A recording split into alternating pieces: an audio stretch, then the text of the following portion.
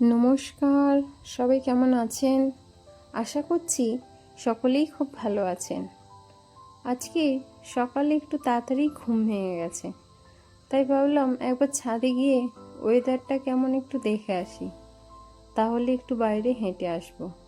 দেখুন, ওয়েদারটা মেঘলা হয়ে আছে, মনে হচ্ছে বৃষ্টি হতে পারে, আর খুব সুন্দর হাওয়া চালাচ্ছে।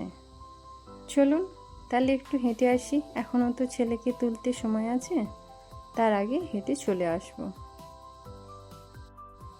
ক্যাম্পাসের ভেতরটা তো খুব বড়, তাই এই ভেতরটাতেই হেঁটে আসব। সকালে বাইরে বেরোতে খুবই ভালো লাগে, কারণ চারিদিকটা সবুজ গাছে ভরা আর খুব সুন্দর হাওয়া চালায়। শান্ত নিরিবিলি পরিবেশ, চারিদিকে শুধু পাখিদের ডাক আর পাখিদের কিচিরমিচির, খুব সুন্দর লাগে। এই যে পাখিগুলো দেখছেন, এগুলো মুনিয়া পাখি, চড়ুই পাখির থেকে একটু বড়, কিন্তু চড়ুই পাখিরই মতো। আর এই দেখুন ডঙ্গ, দেখলেন মাছের মতো লেজটা কালো। জানেন তো, পাখিরা তাদের জীবনে মানুষের প্রবেশ একদম পছন্দ করে না। যেই দেখবে যে তাদের কাছাকাছি কোনো মানুষ আসছে, তারা তক্ষুনি পালিয়ে যাবে, কারণ পাখিরা সব সময়তেই খোলা আকাশের নিচে উড়তে পছন্দ করে। কে না মুক্ত হয়ে উঠতে পছন্দ করে বলুন তো? আমরা মানুষরাও চাই যে মুক্ত হয়ে বাঁচতে, তাহলে এরা কেন বাঁচবে না বলুন? এই যে পাখিটি দেখছেন, এটা একটি টিয়া পাখি, একটু ছোট ধরনের। এর মাথাটা না পুরো রেড হয়, খুব সুন্দর। কি সুন্দর দেখুন, এদিকটা ফুলে আছে। এই দেখুন, এটা রবিন বলে, দেখেছেন? আর ওপরেই দেখুন চড়ুই পাখি, তারপরে আছে বুলবুলি পাখি, কত রকম পাখি।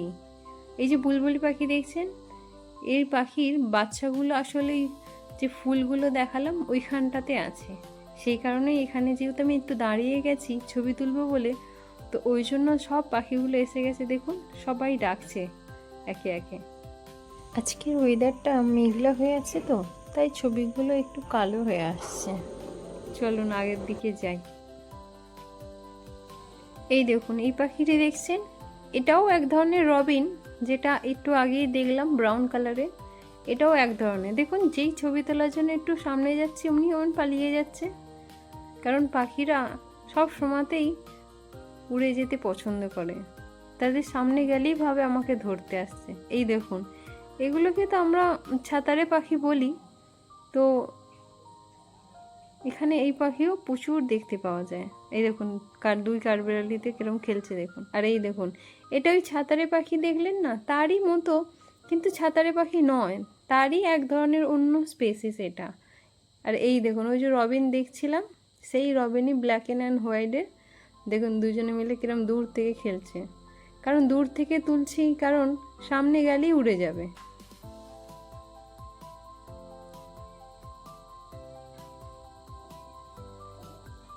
দেখেছেন, একটু দূর থেকে তোলা হচ্ছে বলে তাই একটু আছে, তাই ছবিটা একটু এরকম হেজি হয়ে গেছে।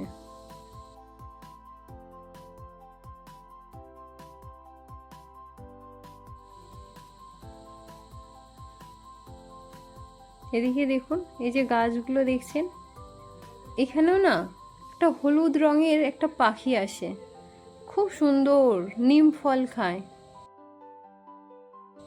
আর এই দেখুন ছোট্ট বাটারফ্লাই, দেখুন কি সুন্দর পাখনা মেলছে। এখানে প্রজাপতিও অনেক ধরনের দেখতে পাওয়া যায়, আসলে চারিদিকটা পুরো সবুজ গার্ডেন না। এই দেখুন এখানে বুলবুলি পাখিরই এক ধরনের স্পেসিস, কিন্তু বুলবুলি পাখি নয়, এটা একটু অন্য ধরনের।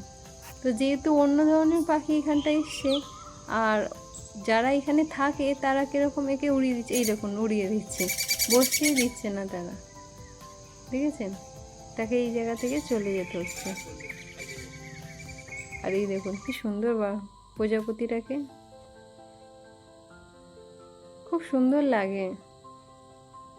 সেই জন্য মনে হয় সকালে একটু উঠলে একটু বাইরেটা ঘুরে আসি, তাহলে পুরো দিনটাই যেন সুন্দর কাটে। চলুন এবার বাড়ি ফিরি, সময় হয়ে গেছে।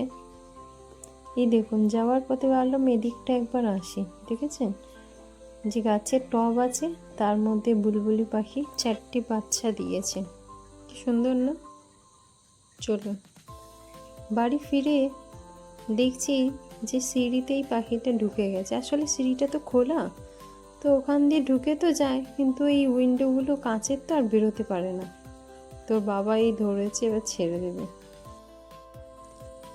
দেখুন, ওর বাবা এখন এই দুপুরবেলায় পাখিটিকে বাইরে দেখতে পেয়ে নিয়ে এসছে। এই পাখিটির পায়ে চোট লেগে গেছে।